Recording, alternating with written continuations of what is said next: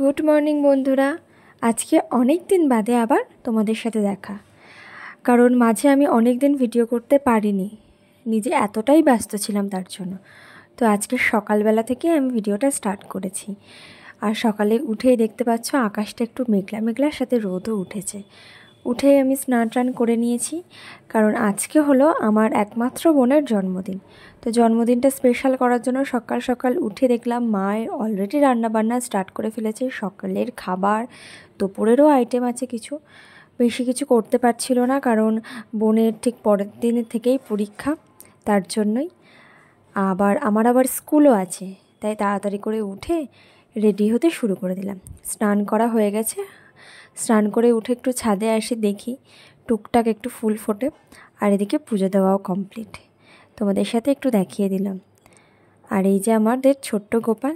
তো পুজো শেষে নিচে এসে দেখলাম মা করছে লুচি আর কাবলি ছোলার ঘুগনি, যেটা আমার খুবই খুবই খুবই প্রিয়। এই যে আমার বোন, সবাই একটু ওকে উইশ করে দিও হ্যাপি বার্থডে, যেন অনেক বড় হয়।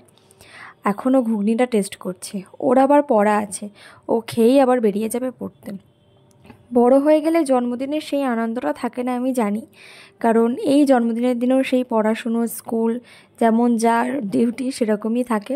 তবুও এই একটা আনন্দ যে আজকে আমার জন্মদিন বা আজকে আমার বোনের জন্মদিন। নিয়ম মেনে 5 রকম ভাজা টাজা সব কিছুই করা হচ্ছে। বেশি আইটেম আজকে রান্না হবে না, তো আমি একটু ভাজাগুলো করে নিচ্ছিলাম স্কুলে যাওয়ার আগে। আর ওইদিকে কাল রাতে আমার বাবা পায়েসটা করে রেখেছে, কারণ বাবার হাতের পায়েসটা আমাদের 2 বোনের বরাবরই পছন্দ। তো প্রত্যেকবার জন্মদিনে বাবাই পায়েস রান্না করে আমাদের জন্য। আর এইদিকে মা ফ্রাইড রাইস করবে বলে সব সবজিপাতিগুলো কেটে রেখেছে, এখনও বাজার করা হয়নি, এরপরে মা যাবে বাজার করতে। আর বুনু না পড়তে চলে গেছে, তাই আমি ভাবলাম স্কুলে যাওয়ার আগে ওর জন্য একটু সারপ্রাইজ করে যাই, তাই এইগুলো একটু ডেকোরেশন করে দিয়েছি, ছোট্ট একদম ডেকোরেশনটা। আর ওর জন্য আমি একটা ছবি বাঁধিয়ে এনেছি, যেটা ও জানে না। এইখানটাতে আমি ছবিটা রেখে দিয়েছি। ওর অনেক দিনের ইচ্ছা যে ওর একটা সুন্দর ছবি বাঁধানো হবে, সেটা ঘরের একটা কোণায় রাখা থাকবে। এইদিকে আমি রেডি হয়ে নিয়েছি, কারণ আমাকে এবার স্কুলে যেতে হবে। প্রায় 9:30 বাজতে যায়। আমার বাড়ি থেকে স্কুলটা বেশি দূরত্বের নয়, হাঁটা পথ। তো চলো বেরিয়ে পড়ি। তার মাঝে খাওয়া দাওয়াও আমি কমপ্লিট করে নিয়েছিলাম। আর এই যে এখন দৌড়াচ্ছি, কারণ অলরেডি 9:45 হয়ে গেছে। স্কুলে যাওয়ার পরে আমি একটুও ফোন খোলারই টাইম পাই না। আমার ক্লাস তো শেষ হয়ে গেছে, এখন অন্যান্য ক্লাসগুলো হচ্ছে, কারণ আমার ক্লাসটা একদম ছোট্ট বাচ্চাদেরকে নিয়ে। আর এখানে সবাই বড় বড় বাচ্চারা আছে, তাই সবাইকে একটুখানি ভিডিওটাতে নিয়ে আসলাম। সবাই হাই করছে, সবাই খুব এক্সাইটেড, আমাকে খুবই ওরা ভালোবাসে। আচ্ছা, তারপরে তো বাড়ি চলে গেলাম তাড়াতাড়ি করে, কারণ আর ওয়েট করতে পারলাম না।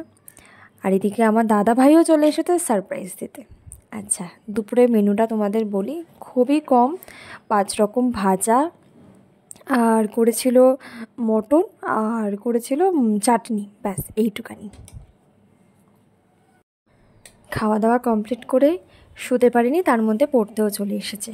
2টো পড়ানো ছিল, তার মধ্যে ভাবলাম যে বার্থডে সেলিব্রেশনটা করেই নিই, বাড়িতে যখন স্টুডেন্টস আছেই। বার্থডে সেলিব্রেশনও করলাম, ওরাও তো একটু মজা পাবে। ব্যাস, তারপরে আবার একটু কেক টেক কাটা হয়ে যাওয়ার পরে আমি আবার পড়াতে চলে গেছিলাম। আর এই যে পড়িয়ে বাড়ি আসলাম এখন। আজকের ব্লগটা এখানেই শেষ করছি। দিনটা এইভাবেই কেটেছে, আর এই হচ্ছে আমার বোনের গিফটস। তো চলো টাটা, বাই বাই। খুব তাড়াতাড়ি তোমাদের সাথে আবার আমার দেখা হবে। সবাই খুব ভালো থেকো।